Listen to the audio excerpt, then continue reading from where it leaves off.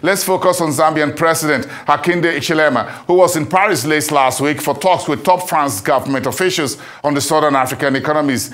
President Hichilema later went to London, where he spoke at the Invest Africa Forum on his country's debt situation, the progress the country is making, as well as its relationship within the SADC region. Let's take a listen. Africa is endowed with a lot of resources, but it's true that it's still outside the global trade chains, if you like. That is absolutely true. And this is where, again, the opportunity lies. We have a dynamic population, most of which is young. In all our countries, invariably, I think 60% plus of our populations are below 30 years old. And so there is some opportunity in there.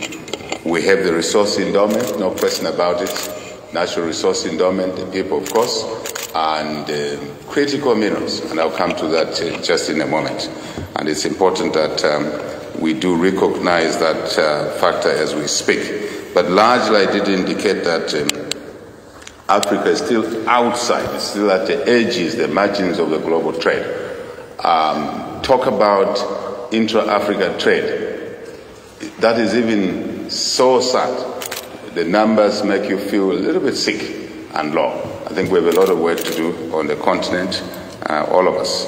Let me contextually put things specific, very clear. The intra-trade, Africa trade is only accounting for 17% of what we do on the continent with each other. Now, contrast that with Europe. I think Europe is sitting somewhere in the region of 68%. Trading with itself within Europe, and Asia around 59%. So 17% is such a low number that we need to change. And today's topic cannot be more appropriate, honestly. Part of the issue for us as a continent with a young population is that we don't have a choice but to drive growth in Africa. Growth that will be able to deliver better lives for our people. I've been speaking in different platforms, so sometimes I assume I've already indicated something here when I haven't. But I need to indicate that the population, a young population, is anxious, is energetic, and we really, as a matter of the bare minimum, have to drive growth to levels that will make a dent. Not what we always like talking about. Poverty reduction. I would like us to flip the coin and talk about wealth creation. Because when we get wealth creation correct, we will have dealt with poverty. And of course, that assumes redistribution, which is essential in our communities. So how do we catalyze Africa's trade potential? I think the starting point is that we need trade facilitation. I'm sitting at the same table with my colleague, Africa Continental Free Trade Area. It's very important that we work and develop on efficient trade facilitation. Extremely important. And this would allow for smooth trade amongst our countries and also to trade with others. As I said, Asia, Europe, America, and anyone else. And I think it's important at this stage for me to indicate that as Africa claims its place in the global community, it's not displacing anyone. I shall repeat that. As Africa claims its place in the global community around trade, obviously trade connotes investment. You can't trade without investments. It's not possible. It just can't work. Otherwise, you're trading in air. But Africa is not challenging anyone. I've heard sentiments around, sometimes said openly, sometimes quietly in the corners that what's the meaning of Africa rising? What's the meaning of African countries taking their place? Are they going to displace somebody? Absolutely not. Africa rising means you have a quality partner. You have a quality cost to your investment, depending on your sector. And it's in the interest of everybody to see Africa rise. I think some of the concerns that we see, and I'll talk about it just now, around credit risk assessment, unfairly, if you like, projected. Because maybe Africa hasn't done its part, yes, but maybe we have not assessed Africa properly.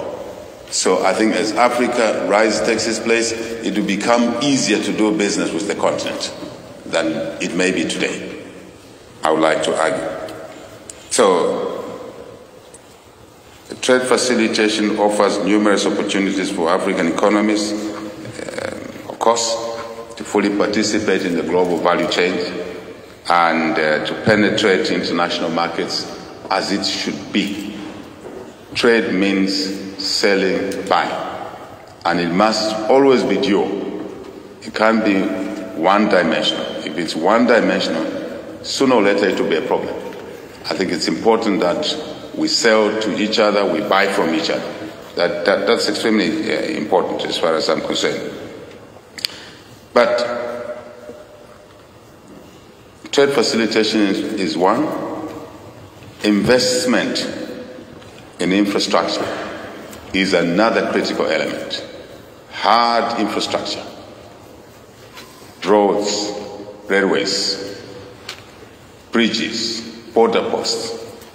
For a country like us, 8+1 neighbor, border posts. I hope you are aware that Zambia may only be one of the 4 or 5 countries in the world which has more than 8 neighbors. So we are special, isn't it? We're very special. So I would like to argue. So the infrastructure is very important to move goods from surplus areas, goods and services, obviously, to deficit areas. Is extremely important, and it presents an opportunity for people sitting in this room. And from where we sit as a country, when we talk of infrastructure, it's not just the number of projects, it's also the quality of those projects. Because in the years past, we've seen very, very poor quality projects being done. And sometimes that creates an indictment on the confidence to do business with each other. If we are delivering poor quality works, I'm not saying in country, I'm also saying even when we bring in what we think are competitive skills and capacities from outside Zambia. So we need to look at the issues around the quality of what we do. Soft infrastructure is very important as well. It's extremely important that we look at issues around finance.